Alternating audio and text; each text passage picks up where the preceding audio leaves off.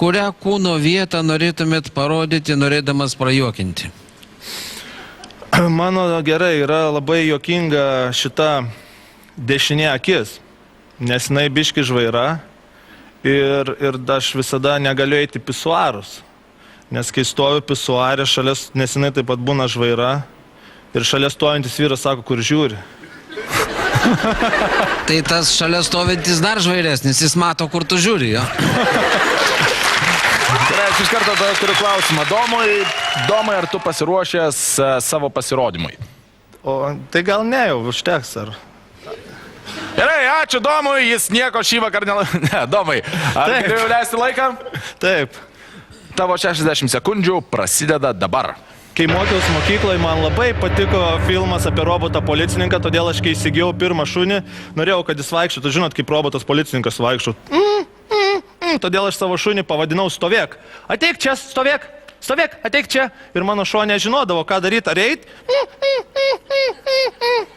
Kai buvau 5 klasėje, mokytojai manęs paklausė, kokio aš gyvūnų norėčiau būti. Sakau, norėčiau būti paukštis. Sako, tai tu nori skraidyti, meniškos sielos. Ne, sakau, noriu, kad mano šūdas būtų baltas. Mūsų organizmą sudaro 70% vanduo. Tai reiškia, mums trūksta dar tiek ir mes paskesim. Jūratė labai mylėjo Kastytį, nes brangesnių cigarečių jinai neįpirko. 41 sekundė, Vitalijus Savalo pratrūko juokais. Vitalijau, o pats Kastytį pripažįsti? Aš daugiau prie Jūračių linkęs. Gerai, žodžiu, kol kas visai neblogai einasi 41 sekundę. Domas Raibys laimėjo 100 litų. Domai, ar manai, kad per antrąją minutę tau pavyktų vėl padaryti tą patį? Nežinau, ar tą patį. Jeigu tą patį daryčiau, tai žinotų visi galus, tai nebesijuoktų. Ja, kaip suktai Domas čia, suprantigė, atsakė. Ar manai, kad per antrąją minutę pavyks prajuokinti mūsų komisiją? Bandom vidūną ištraukti. Pabandykime, aš leidžiu laiką, pradedam dabar. Jeigu jums iš pirmo karto nepavyko, vadinasi, šokinėt parašiutu ne jums. Šiaip esu labai taikus žmogus, bet dėl Nobelio taikos premijos sutikčiau, ką nors nužudyti. Pas mūsų į kaimą buvo atvažiavęs iliuzionistas toksai ir kai jisai ruošėsi atlikti patį sudėtingiausią savo triuką, ant scenos užlipo vietinis Marius. Aš neapsileisiu, kad mano kaime mane kas nors apipinėtų.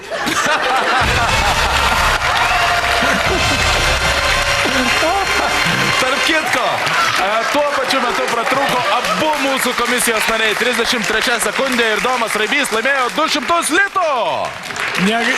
Negaila, čia negaila, iš tikrųjų, čia geras buvo. O jeigu jau Artūrą prarovė, tai jau reikia manyti, kad tikrai juokinga. Tik dar aštriau reikėjo tau.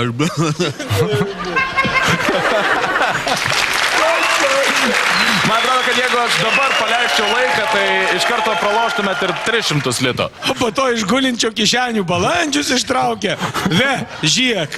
Ve, kon pasiruošęs rupūžėlį. Ne tik ir balandžiai. Skriskit, balti balandžiai. Gerai, kol kas laikas prajuokinimo vis mažėja. Domai, ar tu pasiruošęs trečiai minutei? Tu dabar turi 200 litų, jeigu bandysi trečiąją minutę prajuokinti mūsų komisiją, gausi 300 litų, bet jeigu ne, praloši savo turimus 2. Gerai, bandom dar vieną kartą. Domas ima trečiąją minutę, laikas prasideda jau dabar.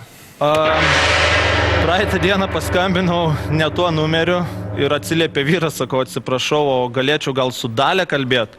Sako, na, Dalia yra mano dukra, bet jai dar tik 2 mėnesiai. Sakau, nieko, palauksiu. Šiaip esu labai geras vairuotojas, nes mano tėtis mane labai puikiai mokė vairuoti. Pirmą kartą vairavau, kai man buvo 5 metai, sėdžiu ant tėčio ant kelių ir jaučiu, kaip nuo tėčio cigaretės pelenai krenta man už apykaklės. Artūras Orlauskas! Susiekė Artūras Orlauskas ir dėmesio, ponios ir ponai, Domas Raibys jau laimėjo 300 litų!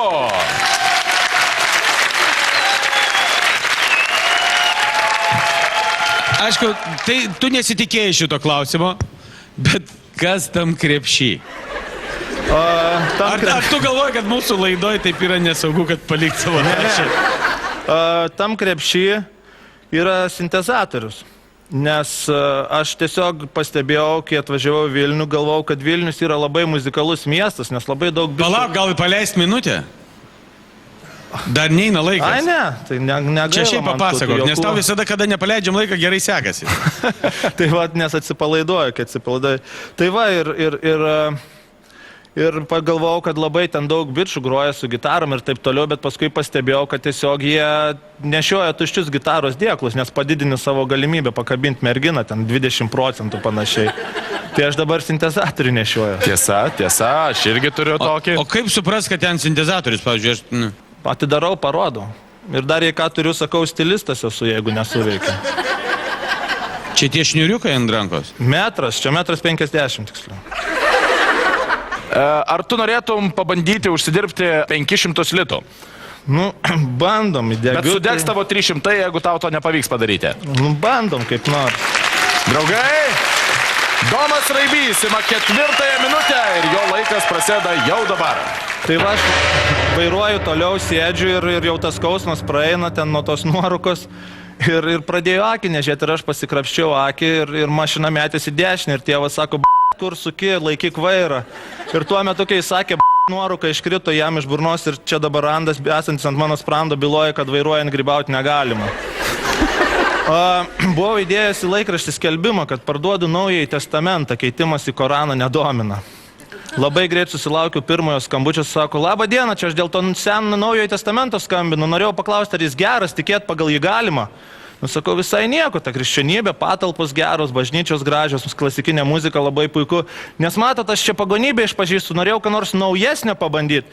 Sakau, visų pirma, ponas, neapsirikit, tas Naujasis testamentas nėra jau toks naujas, bet jeigu norit pabandyti, atvažiuokit pas mane, pakluposim, pagėdosim, pažiūrėsit, ar tikisi. Turėjau mest savo darbą, nes direktorius buvo labai meniškos sielos, atlyginimą mokėdavo tik tada, kai jam buvo įkvėpimas.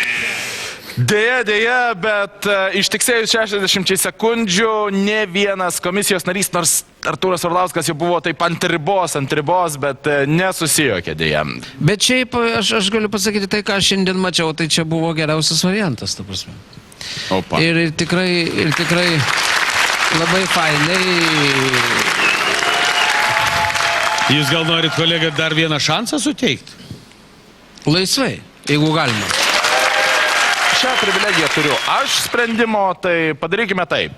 Už mano pinigus, tarp kitų. Už Vitalijaus Solo pinigus aš Domui leidžiu pabandyti dar 1 minutę su jau turimais 300 litų ir pabandyti laimėti 500 litų tiesiog taip.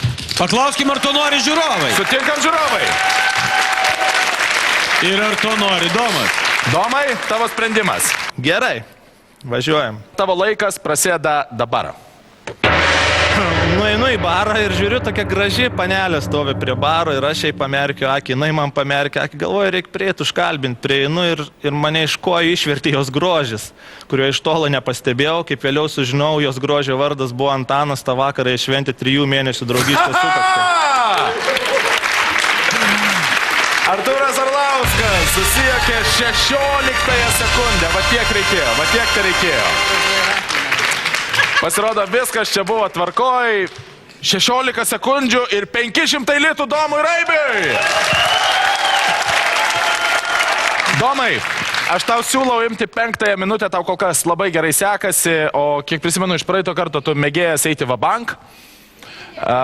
Pasiemi 500 litų arba bandai dar 1 minutę ir gauni 1000 litų, jeigu tau pavyksta prajuokinti mūsų komisiją. O jūs galite juoktis, kai būna 5 minutė, ar negalite? Galim. Drąsiai.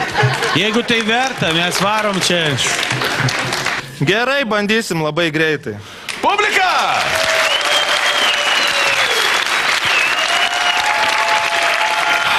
Gerai. Palauk. Va, gerai. Domai, tu pasiruošęs? Taip. Tuomet aš sakau, kad Domas Raibys ima 5 minutę dėl 1000 litų ir jo laikas prasideda dabar.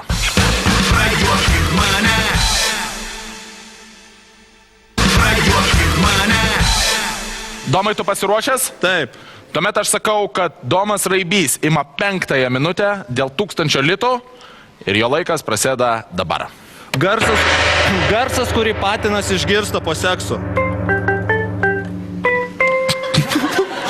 Buvau nuėjęs į darbo pokalbį ir matau, kad darbdavys šneka visiškas nesąmonės. Ir aš tada matau, nieko nebus, išsitraukiu vidury darbo pokalbio, pradedu skaityti knygą. Darbdavys sako, ką tu čia darai? Užverčiu knygą, sakau, įsivaizduokit. Jūs esat kosminiam laive, kuris lekia šviesos greičiu. Įjungsit šviesas, ar jos užsidegs? Direktorius sako, nežinau. Pamirškit, aš su jumis nenoriu dirbti.